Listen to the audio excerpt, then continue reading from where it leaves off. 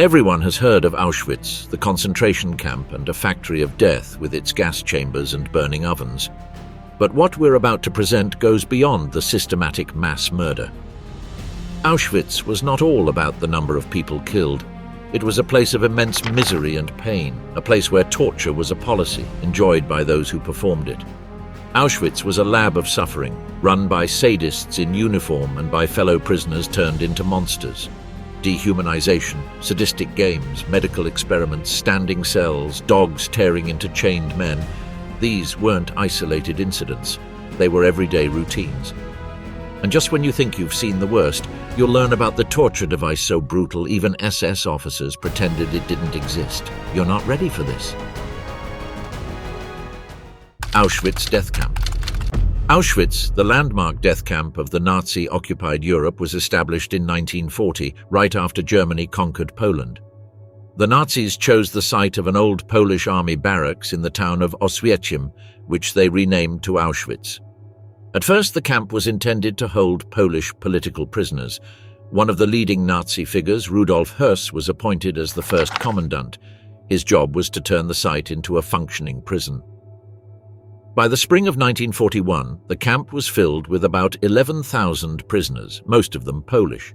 Then, Germany attacked the Soviet Union, and the number of inmates increased exponentially. By the end of the year, Soviet prisoners of war were brought to the camp, and its population reached around 18,000. This original site became known as Auschwitz I. It was recognizable by a large iron entrance gate with words, "Arbeit macht frei," work will set you free. Yet Auschwitz quickly became anything but a work camp. Inside it, prisoners were starved, tortured, and exhausted to death. Although not yet an official death camp, it gave hints that it would soon transform into one.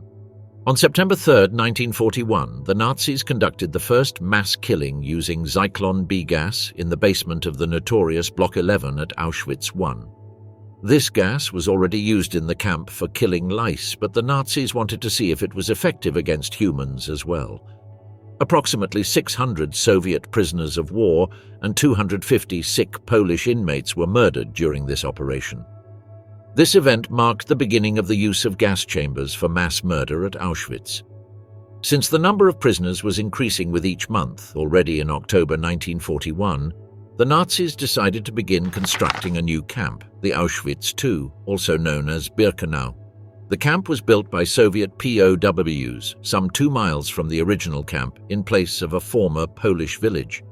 The Germans evicted the residents and tore down most of the buildings. Aside from Auschwitz WWII and Auschwitz II, the main compounds of the Nazi death factory, there was also a third camp, Auschwitz III, also known as Monowitz. This was a slave labor camp set up to supply workers to nearby factories. Although not a death camp, conditions within Auschwitz III were so harsh that many prisoners never survived it. In contrast to Auschwitz I, Auschwitz II was designed to hold far more people. It was part of what Nazis called Endlösung der Judenfrage, or the final solution, planned to systematically exterminate the Jewish population of Europe. This genocidal policy was formalized at the Wannsee Conference on January 20, 1942, and envisioned the elimination of a large number of people through mass shootings and gas chambers in extermination camps such as Auschwitz-Birkenau. Indeed, as soon as the Wannsee Conference ended, Auschwitz II began to take the first transports of Jews from the occupied Europe. Many of the newly arrived prisoners were killed the moment they set foot in the camp. Selections were made on the train platform. The elderly, children, and sick were sent to the gas chambers. At first, gas chambers were located in old farmhouses. Bunker 1, the Little Red House, and Bunker 2, the Little White House. Since the camp had no ovens at the time, bodies were burned in open pits, making the process very slow. To improve it, in 1943, the Nazis built 4 crematoria, buildings that combined gas chambers with cremation ovens. The design made the extermination process much faster, as these facilities could kill up to 4,400 people a day. As a further improvement of the death factory's effectiveness, a railway line was extended into the middle of Birkenau to handle large numbers of incoming transports. It is estimated that over 1.1 million people were killed in Auschwitz. Most of them were Jews, But among victims were also Poles, Roma, Soviet POWs, and others labeled enemies of the Nazi regime. The mass extermination lasted until the last days. In late 1944, as Soviet forces were approaching Auschwitz, the Nazis began erasing traces of their crime. Heinrich Himmler ordered the destruction of all the gas chambers and crematoria, except for Crematorium 5, which was used until the very end. When Red Army troops liberated Auschwitz, there were around 8,000 prisoners that the Nazis didn't manage to eliminate. The rest were either killed or moved to other camps. These survivors lived to tell the world of one of the greatest horrors in the history of humankind, the unspeakable testimonies of torture suffered by Auschwitz victims. Dehumanization. Torture in Auschwitz took many forms and surpassed even the darkest limits of imagination. It affected every prisoner without exception. Its purpose was not only to punish or cause pain, but to erase the very notion that the victims were human beings. This lesson was taught the moment prisoners arrived at the camp. It was the first torture they endured, and one that continued throughout their entire imprisonment. Dehumanization. Arriving at the camp. Upon arriving at Auschwitz, prisoners were pulled from the train cars by force. Many of them had traveled for days without food or water. Some were sick, others were already too weak to walk. Nevertheless, there was no time to rest. SS guards shouted at prisoners and hit their backs with rifle butts to keep them moving. Prisoners were literally shoved through the camp gates. Loud barking dogs only added to the overall sense of confusion and desperation. Prisoners were ordered to form lines, men in one, women and children in another. Prisoners deemed fit for forced labor were sent to the right, while those considered unfit, such as the elderly, the sick, pregnant women, mothers with young children, and most children, were sent to the left. None of them knew that the left meant death. They believed they were going to the showers. After the selection process, prisoners had their hair shaved off.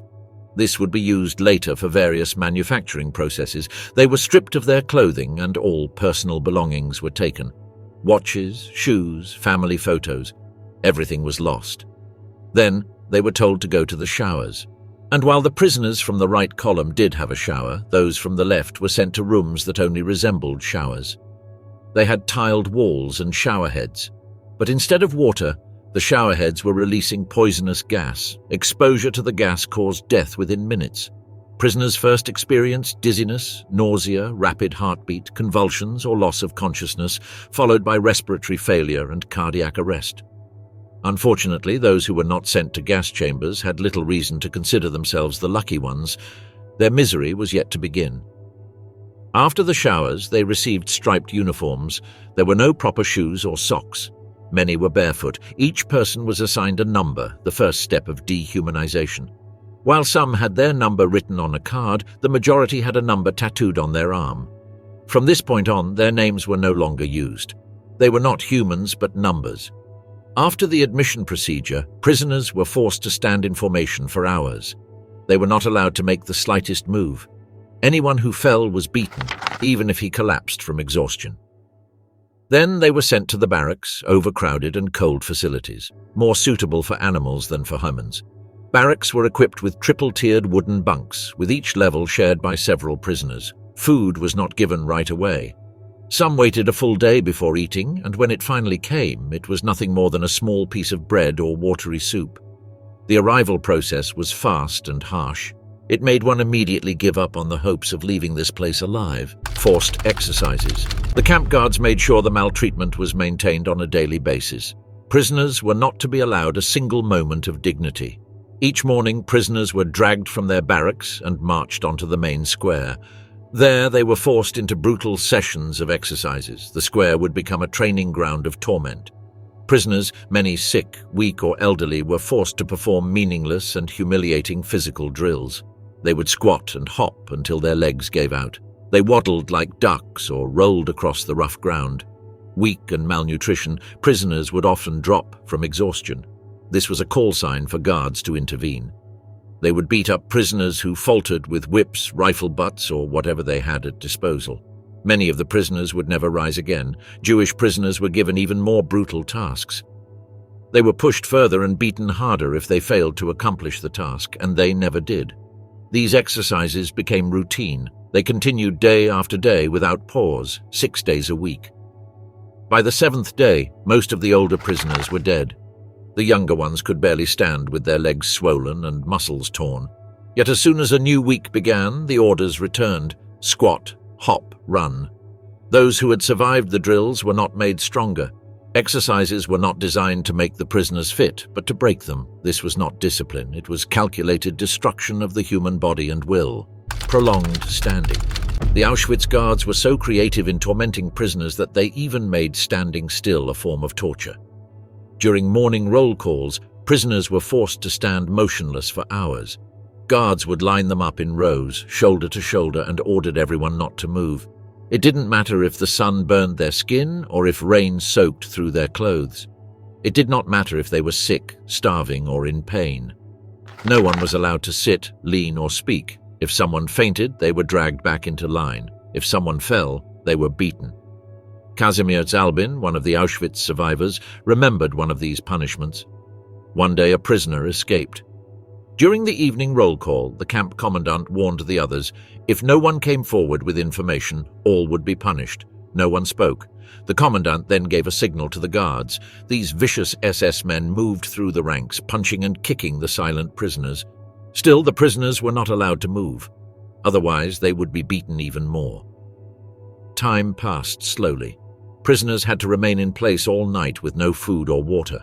Their legs began to shake, muscles cramped, some collapsed from exhaustion. Others lost consciousness standing up. Those who wet themselves were mocked.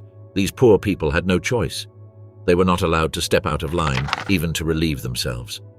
One prisoner, who could not hold any longer, urinated where he stood. Guards screamed at him and then beat him with rifle butts and fists. The next day, the prisoners were still standing. They had been on the square since the previous evening. Finally, at 2 o'clock in the afternoon, 11 men were taken away for questioning. The rest were dismissed. Some had to be carried back to their blocks. Their feet were swollen.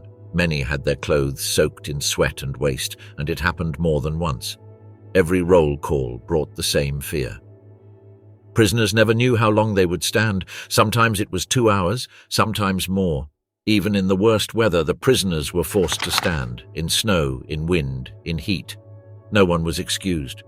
Those who trembled were told to stop shaking. Those who stumbled were beaten. The worst roll calls happened after acts of sabotage or resistance. On those days, the guards kept everyone standing through the night. By morning, bodies lay on the ground, stiff and frozen. There were occasions when prisoners were forced out to stand and watch the admission of new arrivals. When executions were carried out, prisoners were forced to stand and watch. Although they didn't suffer torment directly, watching other people die was a torture of its kind. It left prisoners wondering when their time would come. There was no dignity, no rest. The torment was constant. The worst thing was that prisoners were not allowed to respond to it. They had to stare straight ahead, trying not to blink, let alone cry. Cold water torture. There were literally no limits to the torture methods used on helpless prisoners who could do absolutely nothing to ease their suffering. One such method was the torture with cold water. It was late November 1941 when a group of Soviet prisoners of war were gathered to take a wash. They came to Auschwitz 2 months earlier and had not washed since their arrival. Their bodies were filthy, skin caked with dirt. Most wore nothing but torn rags. Soviet soldiers were herded into a large shower room. The building was so cold, and most prisoners hesitated to undress when the guards told them to do so. The guards began to yell, but the Soviets were still reluctant to take off their clothes. Then, without a warning, the guards opened the valves. A high-pressure jet of cold water hit the men. The guards aimed streams at their faces directly into their eyes, mouths, and ears. At freezing temperatures, icy water produced a burning sensation. Soviet prisoners tried to shield themselves, but there was no escape. Some tried to crawl under benches, while others hid behind the bodies of soldiers who fainted from the shock. When the guards turned off the showers, the floor was covered in bodies. Weak and now frozen Soviet POWs lay motionless. Their skin went pale and their lips turned blue. There were no towels to dry themselves, no dry clothes to change into. Those who could still move had to put on wet rags and return to their barracks. Others were dragged back, unable to walk. No one protested. No one asked questions. The survivors kept their heads down. They knew what came next if they refused again. That night, the barracks were quiet. The men lay shivering in wet clothes. There were no blankets to warm themselves. The next day, many of these poor soldiers were dead. The camp made no record of it. Their names disappeared. In Auschwitz, the guards turned water, a source of life, into a tool of torture. Forced feeding. Similar was with the food, which was also used as a method of torture. Usually the daily meals in Auschwitz were meager, spoiled, or filled with non-edible waste. But sometimes guards tried to make it so unbearable that it hurt prisoners. One inmate who testified about crimes against prisoners described how he was brought a large plate of herring salad one day. The thing was, the salad was so heavily salted that it burned the mouth and throat. Since he was heavily malnourished and dehydrated, the salt made him choke, and after only a couple of bites his stomach turned. He threw up everything he ate. However, seeing a man in torment was not enough for the guards, so they ordered him to lick his own vomit off the plate and eat it again. The prisoner tried to resist, but a blow from a soldier made him change his mind. He swallowed everything: fish, salt, vomit, and blood that he coughed out. Like other torture methods, this was not a one-time act. Other prisoners were also forced to do the same. Whenever someone vomited from bad food, they were made to eat it. If they refused, they were beaten or sent to worse punishments. The guards laughed as prisoners cried and tried to swallow. It was not just about feeding, it was about shame. Sometimes the entire serving of food for the prisoners was intentionally spoiled: rotten cabbage, moldy bread, soup with garbage in it. When prisoners showed disgust or pushed it away, the guards reacted with rage. They kicked them, forced their mouths open, and shoved food in. One inmate said he was held down by 2 SS guards while a third spooned rancid food into his mouth. When he vomited, they slapped him and did it again. Salt was the most usual method of food torture. Inmates were given bowls of over-salted soup, after which they were denied water to quench their thirst. This caused their lips to crack and tongues to swell. Still, all food had to be eaten. This kind of torture left no visible scars, but it broke the prisoners' spirits. It made them lose control of their bodies. They were turned into objects of ridicule. Their dignity was stripped away. They were completely dehumanized. But denying basic human dignity was only one part of the torture. The camp authorities didn't just want prisoners to feel unworthy of life, they wanted them to live in constant fear. Fear of being hurt, fear of being killed. Every single day carried the risk of being pulled from the crowd and taken away.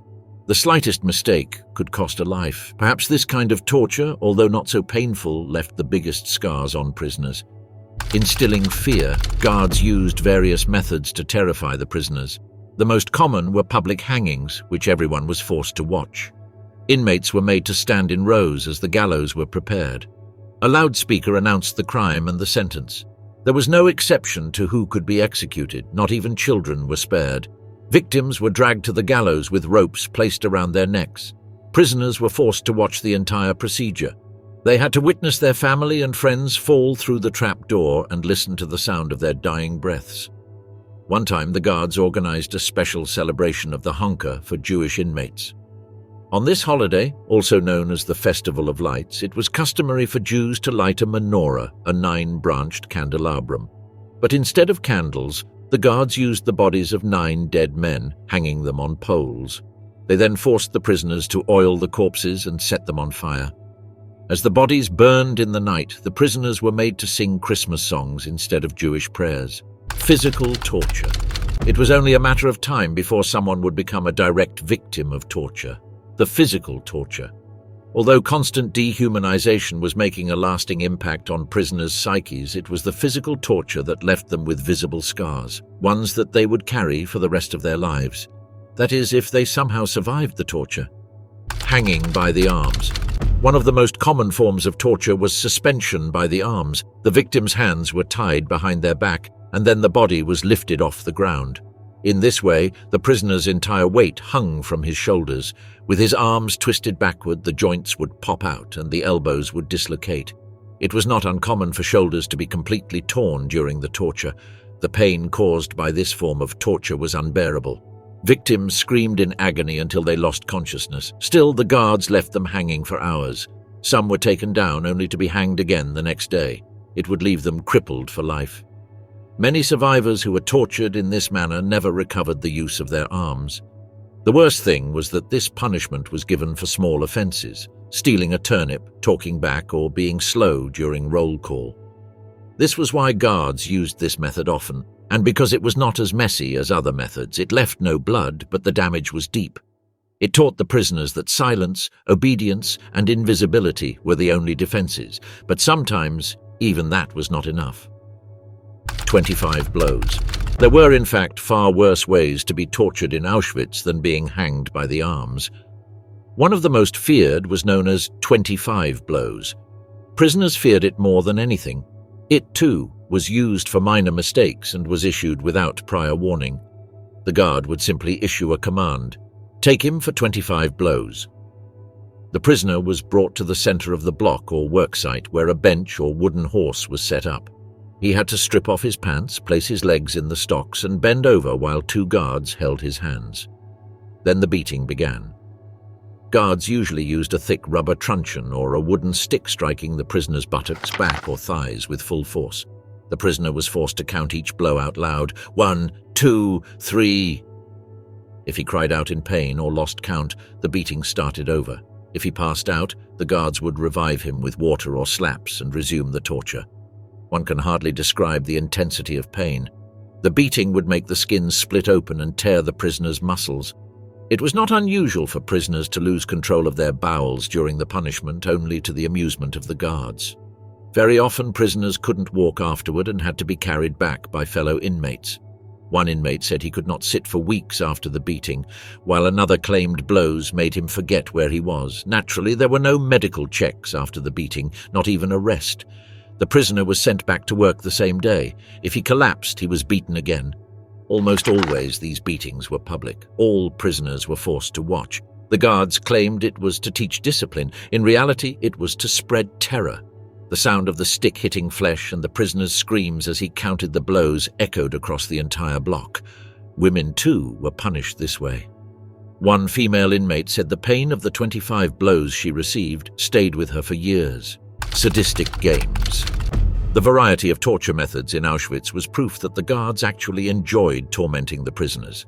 For many years after the war, psychologists and historians sought to understand how ordinary individuals, such as death camp guards, became perpetrators of extreme cruelty. Many concluded that it was a mix of blind obedience, dehumanization, peer pressure, and ideological indoctrination that enabled guards to commit acts of sadism without remorse. In Auschwitz, SS guards went so far in their sadism that they invented barbaric games aiming to humiliate, torture, and kill prisoners. One of the most common was the cap game. A guard would walk past a prisoner and knock off his cap. Then he would pick it up and throw it beyond the marked line into the so-called forbidden zone. This was a strip of land near the camp fence, marked by signs and wires. Everyone knew the rule. Crossing the line meant death. The guard would then order the prisoner to fetch the cap. The prisoner hesitated, knowing that stepping into the forbidden zone could be fatal. But disobeying the guard also meant punishment that could be worse than death. If the prisoner finally stepped forward to pick up the cap, the guard would call an alarm. He would raise his rifle and kill the prisoner with a single shot. The report would note that a prisoner was shot while attempting to escape. His body would be left on the ground as a warning. Such a sadistic game was a routine. The guards treated it like a sport and enjoyed it. Sometimes a guard would toss several caps into the zone and call more than one prisoner. The men looked at each other, unsure who should move first. One always stepped forward, one always died. Torture by dogs. One thing that prisoners feared more than guards' guns was their dogs. These large, powerful animals, usually German shepherds, were trained to attack without hesitation. A single word or a signal from the guard was enough. The guards needed no special reason to set the dogs on inmates. One common practice was chaining 2 or more prisoners together. Then the guards released the dogs. The animals jumped at the prisoners, bit into their arms, legs, and faces. The chained prisoners could not escape. They tried to twist away, but the chain held them tight. The guards stood nearby and watched. They laughed as the dogs tore into flesh. Prisoners screamed, fell, or tried to cover each other. One survivor recalled how the guards used this torture to punish entire groups. If one man in the group made a mistake, all were chained and lined up. A couple of guards would gather and release their dogs upon them. They competed to see whose dog caused more damage. In the end, prisoners were left with deep wounds that could never heal properly in camp conditions. Many died from blood loss or infection only a day after. Those who were lucky to survive this torture carried bite marks for life. The trauma stayed with them. The barking of dogs filled them with fear, even years after liberation.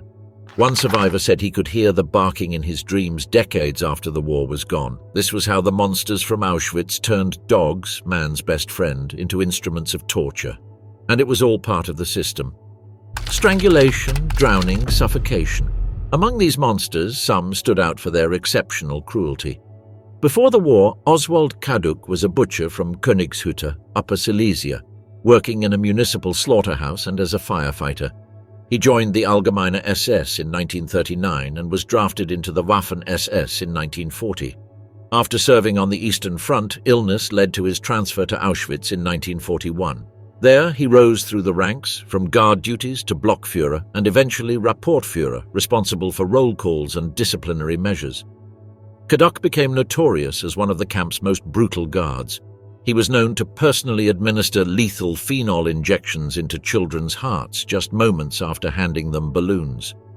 Prisoners feared him so much that they avoided even looking in his direction. He would kill prisoners without any reason whatsoever. He used his hands or simple tools. One survivor described him as walking into a room, picking someone out, and killing them on the spot. He was also seen placing a blanket over a prisoner's face and sitting on top of them. The victim had no chance to fight back. He would also drown prisoners by forcing their heads under water until they stopped moving. Sometimes he did this in tubs or barrels. Kaduk enjoyed suffocating prisoners. One of his methods involved using a wet blanket. He placed it over the prisoner's head and pressed down so that the prisoner could not breathe. Some struggled, others passed out quickly. Death followed in silence.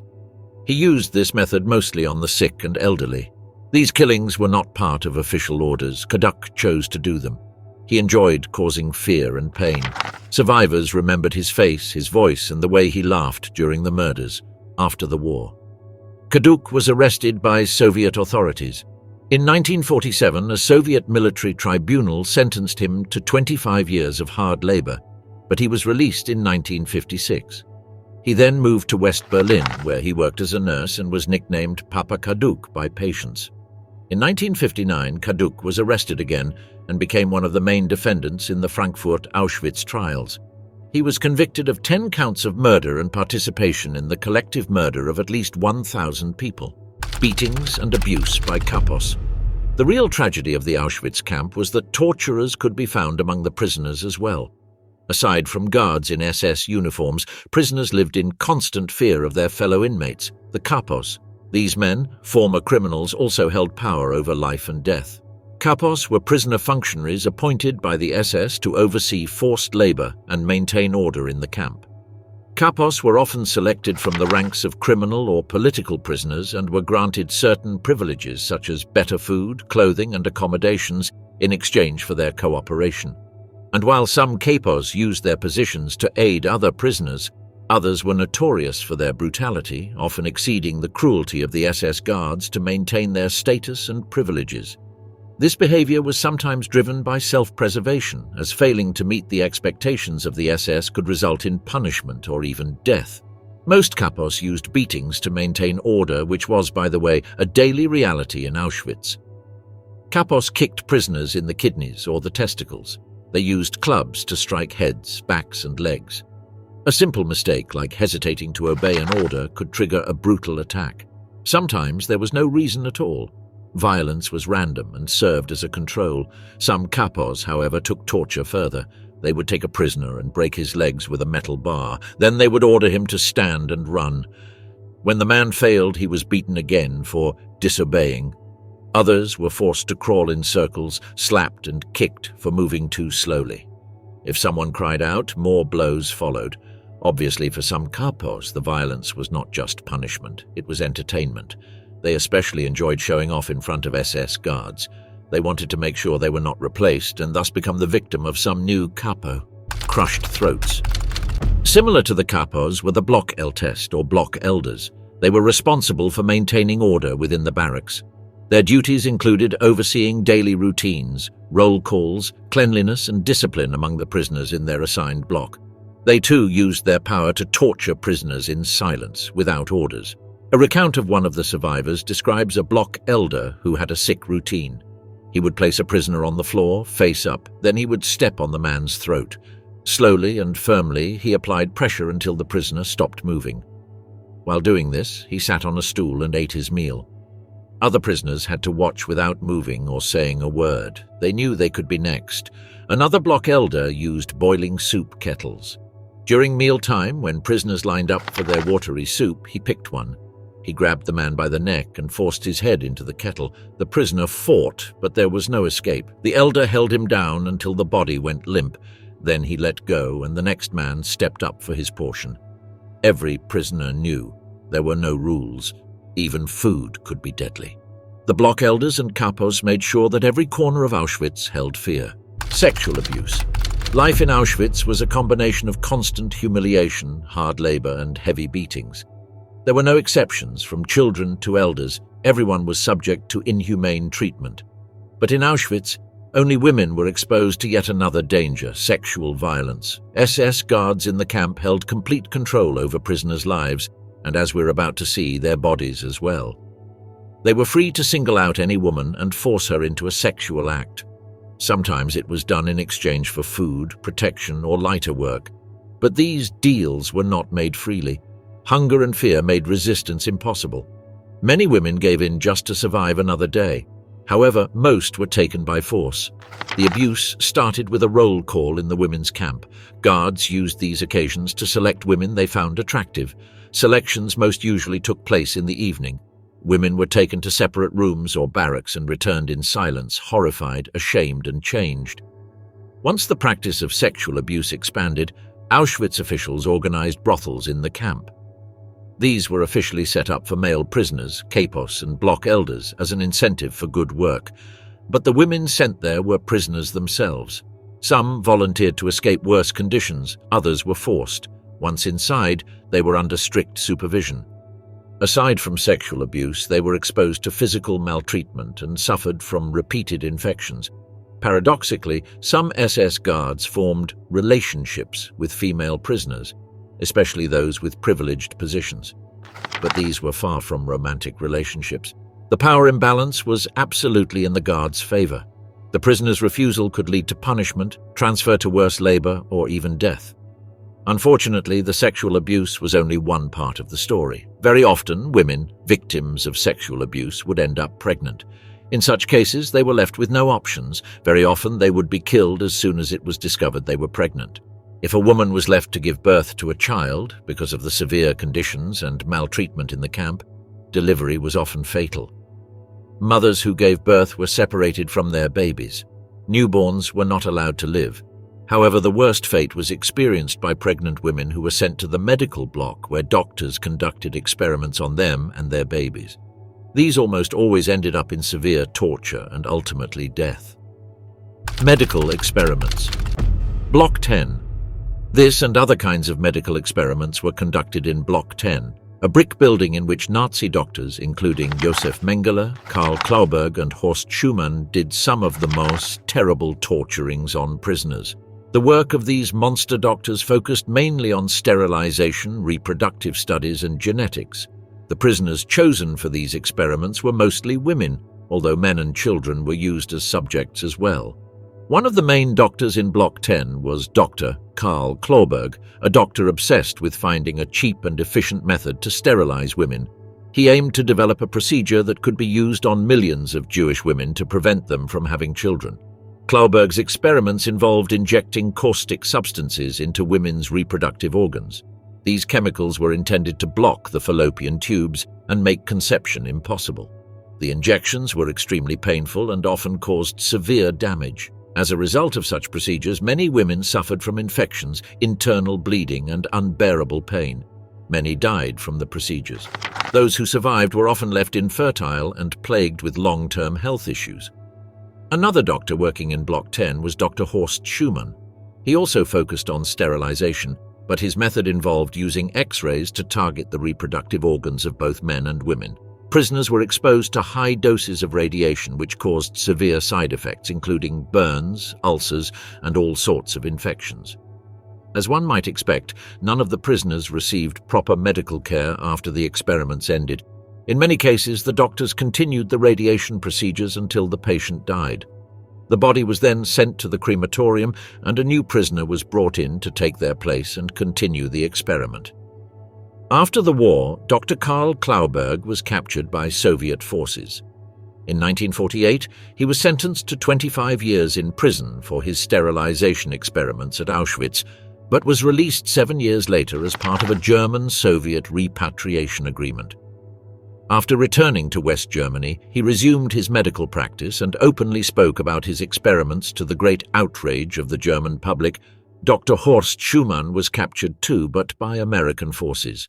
However, he was released already in 1946, after which he worked as a sports doctor. When he was exposed in 1951, Schumann went into exile. He was eventually extradited to West Germany in 1966. His trial began in 1970, but was suspended due to his health. He was released in 1972 and died in 1983. Neither of these two monstrous doctors seem to have faced true justice for the unspeakable crimes they committed. Lethal injections, abspritzen. The atrocities carried out by the doctors of Block 10 went far beyond inhumane medical experiments. These people, who had sworn to help others, were directly engaged in the mass murders of prisoners. They were an integral part of the Auschwitz factory of death. While guards used gas, rifles, and beatings to kill prisoners, doctors used their medical knowledge as a method of execution. They killed prisoners by injecting substances like phenol, gasoline, Evapen, or air directly into their bodies. These injections were usually given in the chest or arm. The goal was to kill quickly and quietly. Doctors and their medical staff used this method especially on prisoners who were sick, weak, or no longer able to work.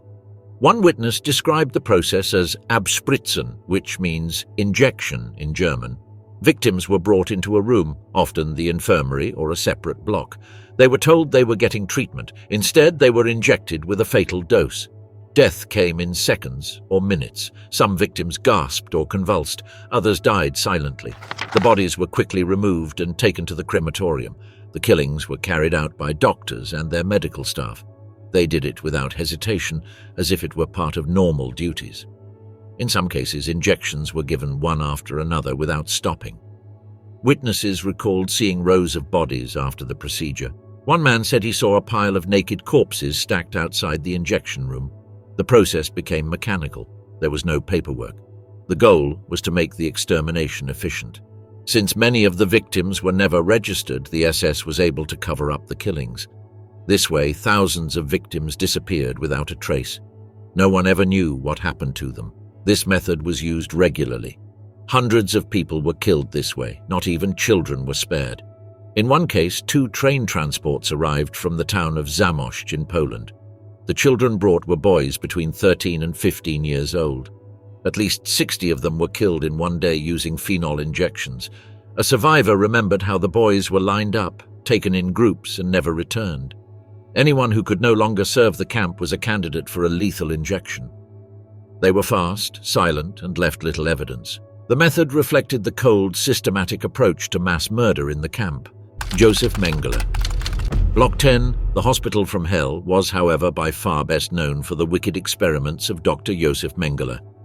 A well-educated and respected academic before the war, Dr. Mengele arrived in Auschwitz with a fascination for twins. He believed they held the key to understanding heredity, knowledge he hoped would serve the Nazi goal of expanding the Aryan race. However, his methods in Auschwitz were all but scientific. They were brutal. As soon as a transport arrived, the twins were separated from the crowd. They were given better food and medical attention, but only to keep them alive for experiments. Mengele conducted daily medical procedures on them, including frequent blood withdrawals, painful injections, and comparative surgeries. When the research stage ended, they were killed at the same time. Another group targeted for experimentation were dwarfs, hunchbacks, and people with congenital deformities. These individuals were also separated during selection and placed under special observation. Mengele wanted to discover what caused their abnormalities. Mengele's staff performed full autopsies on their bodies, including a detailed examination of bones, organs, and tissues. They removed spinal cords and preserved skeletons, which were later sent to SS institutes for study. Children and adolescents with a disease called dry gangrene of the face were also studied. It began with a reddish spot near the mouth and soon spread to destroy the cheeks and nose. The disease was common in the gypsy camp, especially among children with hereditary syphilis. Victims were used for live observation and post-mortem analysis. Treatments involving malaria injections and toxic arsenic-based drugs were tested on them. Most died in agony, and their disfigured corpses were sent to dissection. Mengele's obsession with eye color led to another line of cruelty. Prisoners had chemicals injected directly into their eyes in an attempt to make them blue. The procedures caused excruciating pain, blindness, and permanent damage. Mengele also took part in sterilization experiments, much like those of Dr. Karl Klauberg, but his approach differed. He focused on preventing reproduction among groups labeled undesirable by the Nazi regime. Jews, Roma, and others. Not even pregnant women were spared. They were examined, then sent to the gas chambers, only so that their corpses could be brought back to the dissection room. It was a complete disregard for human life. Inside his lab, the atmosphere was one of constant fear. Mengele could appear kind, even gentle, only moments before ordering a prisoner's death. He was unpredictable, and that made him even more terrifying.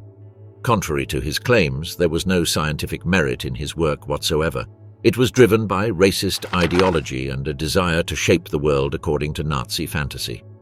Unfortunately, Dr. Josef Mengele, or the Angel of Death as he was called, managed to evade justice for the remainder of his life. In the immediate aftermath of the war, Mengele was briefly detained by US forces, but was released due to a lack of identification.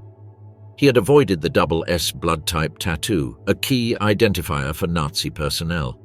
Assuming false identities, he worked as a farmhand in Germany before fleeing to South America in 1949. Aided by a network of former SS members in South America, Mengele settled in Argentina but moved to Paraguay and later to Brazil after Adolf Eichmann was captured in 1960. He died by stroke in 1979 as a free man. Torture in Block 11. After everything we've heard about the torture methods used in Auschwitz, as hard as it is to believe, we haven't yet reached the place prisoners feared the most. This is the story of the notorious Block 11. Standing cells. Block 11, also known as the camp jail, was located inside Auschwitz I. Prisoners feared it more than any other place in the camp. Located near the Black Wall, it was used for torture, starvation, and execution. The worst cells were located in the basement. These were punishment cells, but the prisoners called them standing cells. They were small brick chambers, each measuring barely 90 by 90 centimeters. 4 prisoners were crammed into these narrow spaces through a small floor-level door. Once inside, they could only stand. There was no room to sit or lie down. The air was stale and limited. A small opening allowed some air, but it was not enough. Because they were held upright, prisoners could hardly sleep. They could only lean against one another to rest. If one lost consciousness, he simply collapsed against the others. There was also no room to relieve themselves. They had to do it right where they were standing. Over time, the cell floor got soaked with urine and feces, so prisoners had to stand in their own waste. With no ventilation, the stench was unbearable. Prisoners were locked inside the standing cells overnight after a full day of forced labor. They received no food or water. After standing all night in extreme discomfort, they were forced to return to work. This routine continued for days or even weeks. The goal was to break them, both physically and mentally. One prisoner recalled after the war that being sent to the bunker was worse than a beating. He said, "At least a beating ended." In the bunker, there was no end. Time stopped. He described the sound of men groaning in the dark, whispering prayers, or begging for water that never came as the most horrific experience he had in his life. But Block 11 was not only about the standing cells, it also had cells where prisoners were brought for questioning under torture. In some of these cells, prisoners were tied to iron bars and whipped. Others were stripped and forced to kneel motionless for hours on gravel. Whenever a guard passed by them, he would inflict an additional torment at his will. However, the worst was the cell where a special torture contraption was installed, the so-called boga swing. Boga swing Boga Schaukel. The Boga Schaukel, or the Boga swing, was a torture device created by SS officer Wilhelm Boga. It was made from a wooden beam placed on 2 iron trestles. Prisoners were tied to it with their arms and legs bound. Their hands were cuffed over their knees, and a stick was passed under the knees and over the elbows, locking them into a compact, immobile position. The beam was then pulled up so the prisoner hung in the air, upside down, with the weight of their body pressing against their joints. Once suspended, the prisoner was beaten repeatedly. Boga or another SS officer used sticks, clubs, or whips. The beatings could last for hours. Witnesses said that the victims screamed until they lost consciousness. The officers would wake them up with water and continue the beating. After the torture was finished, prisoners were dragged back to their cells, bleeding and broken. The beatings on the Boga swing caused severe bruising, broken bones, and internal injuries. It was not uncommon for prisoners to die during the torture. One former prisoner testified that he saw people come back from the Boga swing with their faces swollen, eyes shut, and bodies soaked in blood. He said they looked like they had been mauled by wild animals. Another survivor described a man who returned unable to walk or speak. His hands were paralyzed and he could not raise his head. The Boga swing was used mainly during interrogations. Prisoners were often tortured for information or confessions, although many had nothing to confess. The torture was used to break them. The goal was to cause maximum pain. Boga was known to enjoy the process. He kept swinging the beam back and forth while the beatings continued. After all, it was his own invention. It was considered so brutal that even some of his colleagues later denied knowing about it. Like most SS officers, Wilhelm Boga escaped Auschwitz just a couple of days before it was liberated. He left his barbaric contraption behind him. When the war ended, he simply disappeared. Boga kept a low profile for years until he was finally discovered and arrested in 1959. 6 years later, he was brought to court as part of the famous Frankfurt Auschwitz trials. The key witness was Frau Braun, Boga's personal secretary, who fled Germany after the war. If it weren't for this woman, the world would perhaps never have learned about the most monstrous torture device in Auschwitz. Her description of the method is chilling.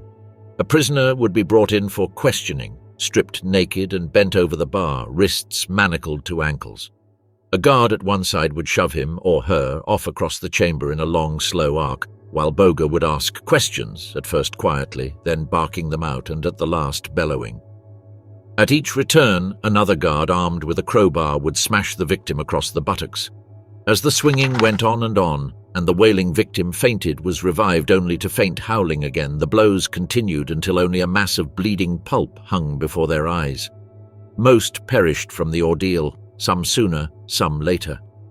In the end, a sack of bones and flayed flesh and fat was swept along the shambles of that concrete floor to be dragged away. The Boga swing was indeed a symbol of cruelty inside Auschwitz, a thing that prisoners feared more than death itself. As we come to the end of our terrifying tour, we've learned that Auschwitz was designed to kill, but only after it shattered the bodies, minds, and dignity of its prisoners. Torture here wasn't an exception, it was the rule. And it had only one purpose: to break the human spirit beyond repair.